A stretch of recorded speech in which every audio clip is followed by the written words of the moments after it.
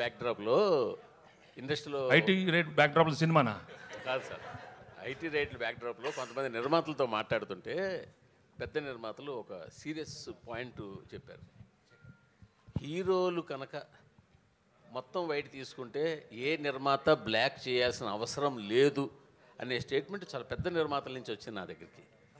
హీరోలు బ్లాక్ తీసుకోకపోతే మేము ఇంకెవరికి బ్లాక్ ఇవ్వాల్సిన పని లేదు. ఇండస్ట్రీలో ఒక టెక్నీషియన్ కానీ ఒక వర్క్ కానీ దేనికి కానీ ఇవ్వాల్సిన పని లేదు. ఓన్లీ ఫర్ హీరోల కోసమే మేము బ్లాక్ ఇవ్వాల్సి వస్తుంది. ఆ బ్లాక్ ఇచ్చిన దానికి కూడా మేము బ్లాక్లో ఇంట్రెస్ట్ కట్టాల్సి వస్తుందని ఒక పెద్ద 2-3 నిర్మాతలు కనిపిస్తుంది. సో దీని మీ ఒపీనియన్ ఏంటి? నేను మిగతా ఒపీనియన్ నాకు తెలియదు కదా, నేను ఫుల్ వైట్ అయిపోయింది. వెంకటేష్ బాబు వైట్లో వైట్ తీసుకునేది ఇంతే, నేను ఎక్కువ లేదు, ఇన్ఫ్యాక్ట్ ఎక్కువ తీసుకునేది white.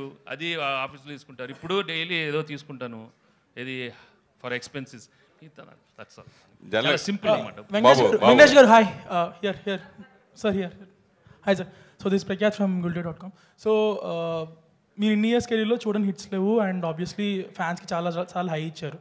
But this hit feels personal to lot of your fans because ఒక clean block buster and after lot of last few years was little dull for you.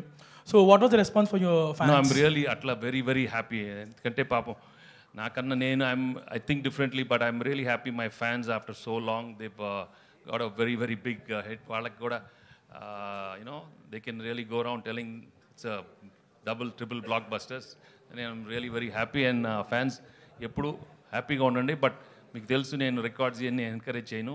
But be happy what you got, వచ్చింది తీసుకోండి అంతే. Okay, thank you so much. ఇప్పుడు regular గా ప్రతి hero కూడా pan India సినిమాకి వెళ్ళాలని, పాన్ ఇండియా సినిమా చేయాలని, ఆ రికార్డ్స్ కొట్టాలని ఆ ఇదిలో ఉన్నప్పుడు ఇప్పుడు తెలుగులో